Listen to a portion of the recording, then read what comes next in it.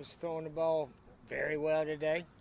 So it looks like he'll be the starter, and Dylan probably going about third or fourth possession, somewhere right in there. But they both deserve to play, we think, and send them both out there and go from there. But other than that, sort of proud of our team right now. You know, we, as most people know, we actually do have the youngest Division I football team in the country with only 4 senior on the team, 4 scholarship senior guys. And they've done pretty well. Yeah, we've had some lapses. We've almost blown some leads the last couple of weeks. But to be 3-1, it's not bad. And hopefully we can learn from some of these mistakes and get better. But these guys are playing hard, playing with a lot of effort. So as coaches, we're proud of what they've done thus far. And again, appreciate the fans buying all the tickets for Saturday night. I know they'll be screaming and yelling. And hopefully we can continue to improve and play a lot better. Get rid of those lapses in the fourth quarter and put together a real solid ball game is what we're going to try to do. Connor will get the start Saturday. Yeah, Connor's starting. Connor's fine. He's 100%. He's ready to go. I guess it's sort of a flukish thing. Obviously, when he came off the field, I thought he was out for the season the way he was in pain. But somehow or another, if it popped out a little, it went right back in. And doctors say really no problem.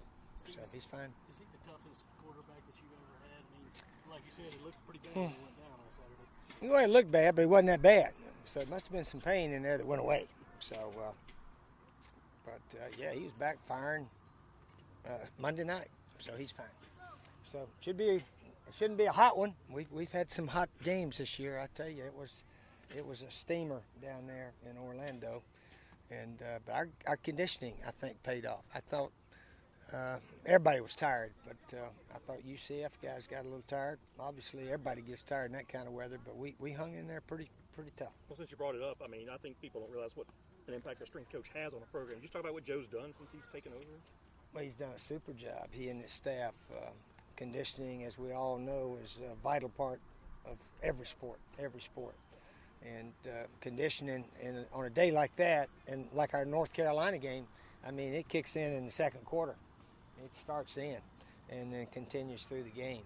So strength, speed, all that kind of stuff is extremely important. No question. Steve, I know you addressed it once today, but if you don't mind, the TV show? The national. Did I get some national? Yeah, well, I guess we don't jerk a TV show too often, but I was way too negative afterwards, and I said, I don't need to be so negative toward some of our players or some of our coaches that coach secondary, including myself. I try to always include myself of not coaching very well. So we decided to just not show the thing. I guess they show it 2 or 3 times. I didn't even know it. I thought they only showed it once, which I watched. I watched it Sunday morning, and wasn't any big deal. It was about like most of my shows, I thought, but I was too negative in it. So with Brandon being out, what does that do for the pecking order, I guess, the running backs?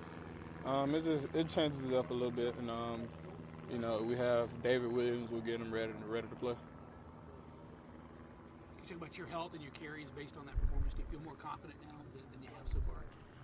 I feel a lot confident. I trust the guys up front, and the reason I have the stats I have is because of the guys up front. So I feel confident. What does it mean to you as your first year full-time starter, leading the SEC in rushing right now? Oh man, it's a great honor. I feel great. I'm glad to have that on my resume. But once again, it's up to the guys up front. Well, the way this offense has been kind of humming along, I mean, I don't think Spurrier's had this kind of production in his 9 years here to be a part of that. What's that like for you guys? Knowing week in and week out, you're probably going to put up a bunch of points. It's a great feeling. I didn't expect coming out and putting up numbers like this. But it's a great feeling, and I'm glad I have put up the numbers that I have. And the offense as a whole, the way you guys have put up points. Of course, some of the guys, might look forward to the numbers that they have now, but I guess that's something we got to work on. What have you seen out of David? Seen a lot out of David. David's ready to go. He's learning, have fresh legs, so he's out here running around wild. Without Brandon this week, does it change your preparation at all, knowing that you're going to get even more carries and being even more of a workhorse in the backfield? No, I don't say it'll change, my perspective or whatever, but I'm just going to come out here and continue to work hard put forward the effort that the coaches want.